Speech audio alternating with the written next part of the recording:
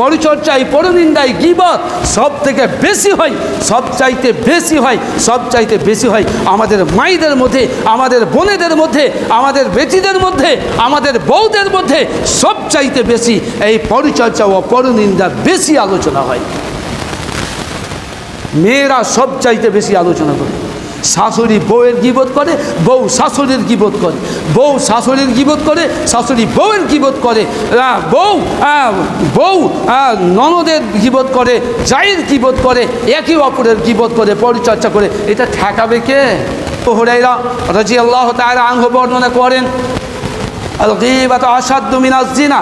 আল্লাহ রাসূল সাল্লাল্লাহু আলাইহি ওয়াসাল্লাম বলেছেন, গীবত করা, পরিচর্যা করা জিনা থেকেও খারাপ কাজ।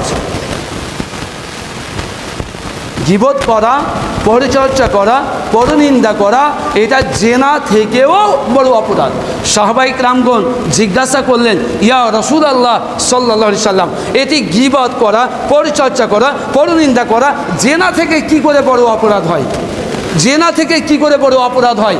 আল্লাহ রাসূল সাল্লাল্লাহু আলাইহি সাল্লাম বলেন, শুনুন, রাসূল সাল্লাল্লাহু আলাইহি সাল্লাম বলেন, জেনা থেকে সবচাইতে বড় অপরাধ, এই জন্য সবচাইতে বড় অপরাধ, এই জন্য সবচাইতে বড় অপরাধ, কোনো মানুষ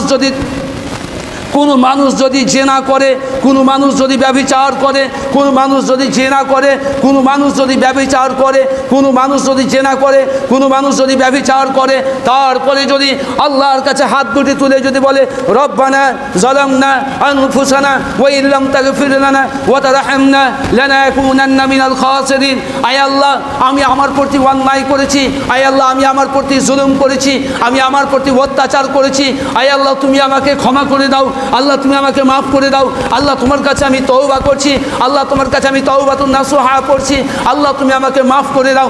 যদি তুমি মাফ না করো, যদি তুমি ক্ষমা না করো, তাহলে আমি অত্যাচারীদের অন্তর্ভুক্ত হয়ে যাব, খেসারাতওয়ালাদের অন্তর্ভুক্ত হয়ে যাবে, আমি ক্ষতিগ্রস্তদের অন্তর্ভুক্ত হয়ে যাব।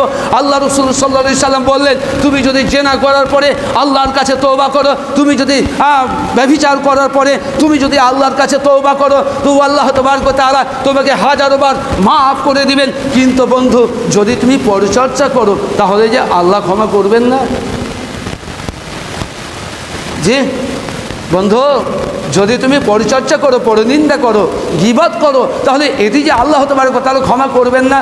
শুনুন, আল্লাহ রাসূল সাল্লাল্লাহু আলাইহি সাল্লাম বলেছেন, তুমি জেনা করার পরে যদি আল্লাহর কাছে ক্ষমা চাও, তো আল্লাহ তাবারক ওয়া তাআলা তোমাকে ক্ষমা করে দিবেন। কিন্তু তুমি যদি পরিচর্যা করো, পরনিন্দা করো, গীবত করো, তাহলে এটি আল্লাহ তাবারক ওয়া তাআলা ক্ষমা করবেন না। কারণ তুমি যতক্ষণ পর্যন্ত যার বিষয়ে তুমি আলোচনা করেছো, যার বিষয়ে তুমি পরিচর্যা করেছো, যার তুমি কথা একের কথা অপরকে লাগিয়ে বেরিয়েছো, তার কাছে যতক্ষণ পর্যন্ত তুমি ক্ষমা না চাইবে, ততক্ষণ পর্যন্ত আল্লাহ তাবারক ওয়া তাআলা ক্ষমা করবেন না। তাহলে পৃথিবীতে মানুষের জীবনে সবচাইতে মারাত্মক, সবচাইতে বড় অপরাধ, বড় পাপ কোনটি? আজকে বলছেন মুলবিরা বলবেই তো, আরে কে আমল করছে গো, এগুলো কে বা শুনছে? কেউই শুনে না। তো কেউ শুনে না, আপনার ঈমান নেই, আপনার আকীদা নেই, আপনার আল্লাহ সম্বন্ধে কিছু জ্ঞান নেই, আপনি আল্লাহ সম্বন্ধে কিছু বুঝেন না বলেই আপনি এই কথা বলছেন। আর এই পাপ থেকে ঠেকাবে কে? শুনুন, আল্লাহ রাসূল সাল্লাল্লাহু আলাইহি সাল্লাম তিনি বলেন, এক পর্যায়ে নবীজি রাস্তা দিয়ে চলে যাচ্ছেন, সফরে চলে যাচ্ছেন, এই মতো অবস্থায় সামনে দুইটি কবরে আযাব হচ্ছিল। আল্লাহ রাসূল সাল্লাল্লাহু আলাইহি সাল্লাম তিনি থেমে গেলেন, তিনি সেখানে দাঁড়িয়ে গেলেন। দাঁড়িয়ে যাওয়ার পরে সাহাবীদেরকে বললেন, ওগো সাহাবী, শোনো, তুমি একটা খেজুরের ডাল কেটে নিয়ে এসো। আল্লাহ রাসূল সাল্লাল্লাহু আলাইহি সাল্লাম খেজুরের ডাল একটা নিলেন। খেজুরের ডালটা নেওয়ার পরে তিনি ওই খেজুরের ডালটা টুকরো করলেন, দুই ভাগ করলেন। দুই ভাগ করার পরে ওই দুইটি কবরে গেড়ে দিলেন। আর এই দুইটি কবরে এই খেজুরের ডালটি গেড়ে দেওয়ার ফলে ওই কবরে ততক্ষণ পর্যন্ত আল্লাহর কবরের আযাব বন্ধ হয়ে গেল। সাহাবীরা জিজ্ঞাসা করলেন, আল্লাহ রাসূল, তাহলে কি এই লোক দুটোর, এই কবর দুটোতে কেন আযাব হচ্ছিল? অথচ তারা আল্লাহ রসুলের সাহাবী। যে আপনার মতন টাটকি ফুটকি মুসলমান নয়, আপনার মতন বেঈমান মুসলমান নয়, আপনার মতন ডুপ্লিকেট মুসলমান নয়।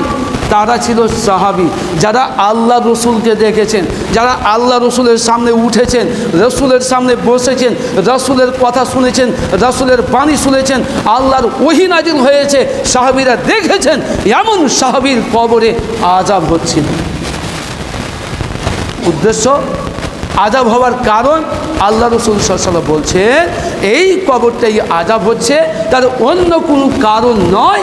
লোকটা বড় কোনো মারাত্মক পাপ করেনি, শুধু অপরাধ শুধু এটাই যে সেই লোকটা তার ভাই সম্বন্ধে গীবত করেছে, পরচর্চা করেছে, পরনিন্দা করেছে, যার ফলে তার কবরে আযাব হচ্ছে। জি, তাহলে বাঁচতে পারবেন তো? কবরে আযাব থেকে বাঁচতে পারবেন তো? এগুলো যদি নাটক মনে হয়, এগুলো যদি কবিতা মনে হয়, এগুলো যদি গদ্য মনে হয়, এগুলো যদি পদ্য মনে হয় আপনার কাছে, তাহলে আপনি চিন্তা ভাবনা করুন। তাই তো বলতে যাচ্ছিলাম, আফালা ইয়াতাদাব্বারুনাল কুরআনা আম আলা কুলুবিন আকফালুহা।